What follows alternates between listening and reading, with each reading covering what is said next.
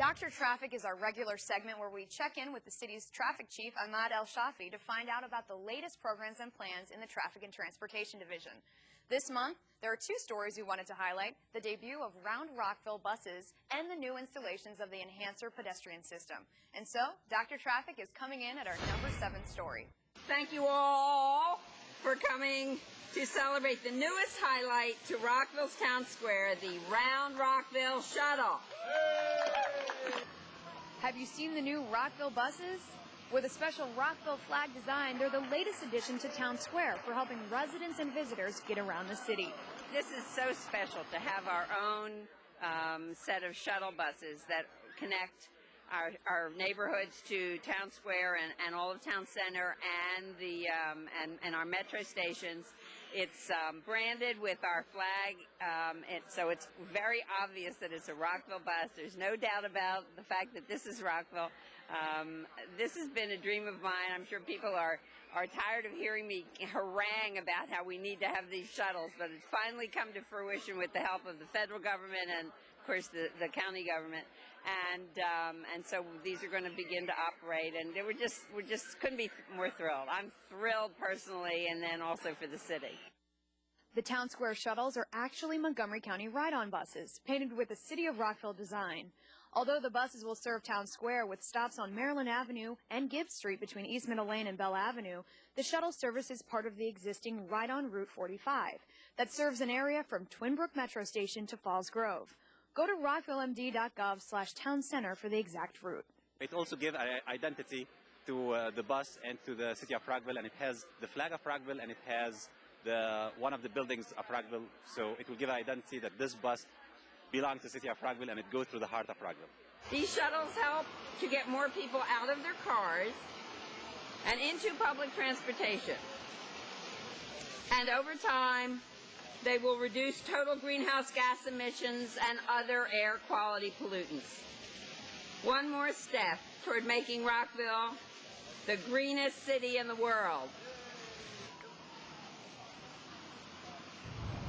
Welcome to the Dr. Traffic segment for May. We're standing outside of City Hall, and I'm here with the city's traffic chief, Ahmad El-Shafi. Ahmad, thank you for joining me today. Thank you for having me. And we're standing next to a new system here that we'd like to learn more about. We're right at the corner of Maryland and Vincent. What do we have here? This new device is called the Enhancer, but the official name of it is, we call it RRFB, which is the Rectangular Rapid Flashing Beacon.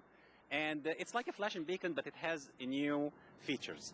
For example, the flashing beacons are rectangular, they're not round, and they flash very rapidly, just like maybe the emergency vehicle.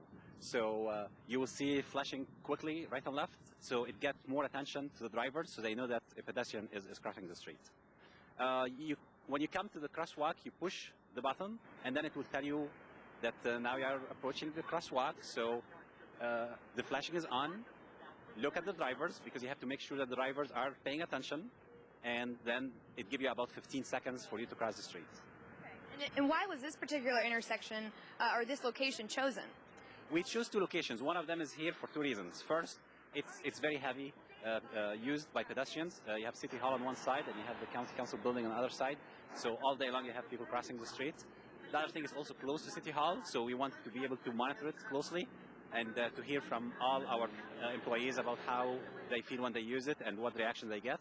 Of course, in addition, we are doing our own studies. We collected data before we install it to try to see like how people react, drivers, how they react to pedestrians when they cross the street.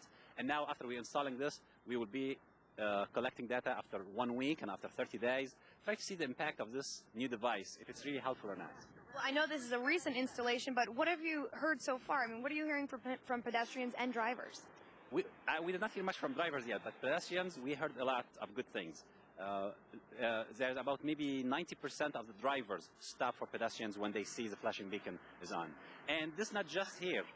This whole device is very new. It's actually only approved a few months ago, and it's not official for the whole country. Anybody who wants to use it have to get a special approval from the FHWA, the Federal Highway Administration.